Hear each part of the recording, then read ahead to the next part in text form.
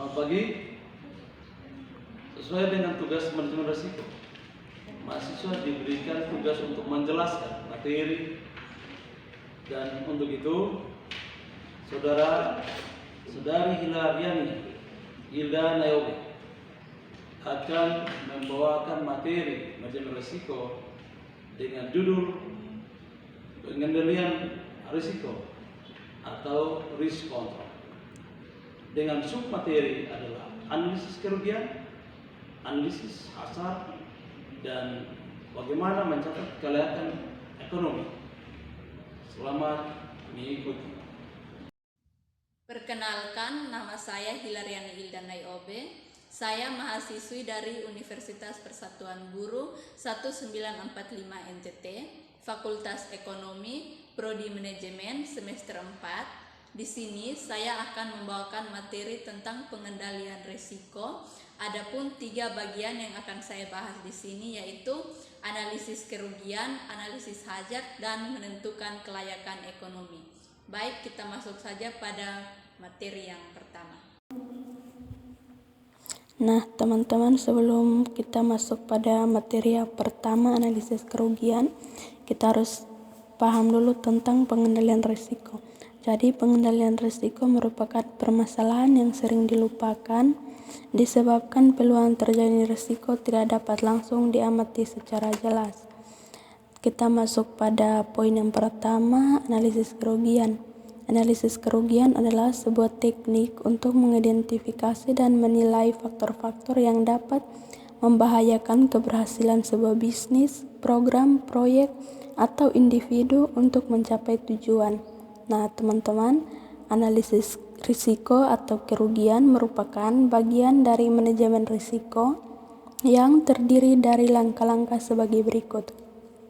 Yang pertama, mengidentifikasi memungkinkan kondisi, peristiwa, atau situasi negatif, eksternal dan internal.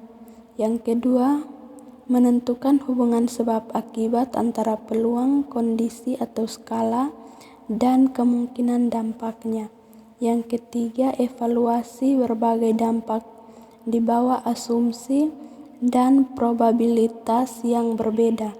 4. Menerapkan teknik kualitatif dan kuantitatif untuk mengurangi ketidakpastian dari dampak dan biaya kewajiban atau kerugian.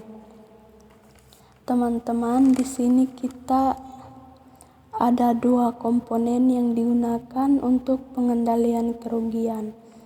Yang pertama itu checklist.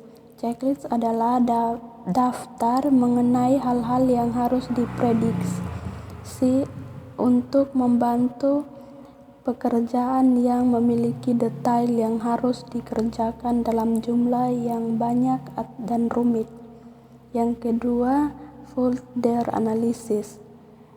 Folder analysis adalah standar metode atau teknik yang digunakan untuk mengidentifikasi suatu kejadian. Nah, poin yang kedua itu adalah analisis hazard.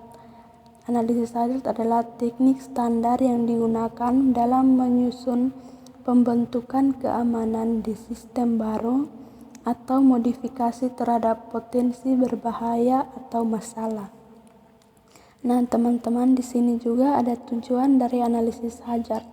Jadi, tujuan dari analisis hazard itu adalah mengidentifikasi bahaya untuk mengetahui bahaya dan kejadian berbahaya dari peralatan yang dikendali dan sistem kontrol atau dalam semua metode operasi untuk semua keadaan yang dapat diperkirakan termasuk kondisi kesalahan dan penyalahgunaan identifikasi penyebabnya. Nah, teman-teman, kita masuk pada poin yang ketiga atau poin yang terakhir, menentukan kelayakan ekonomi.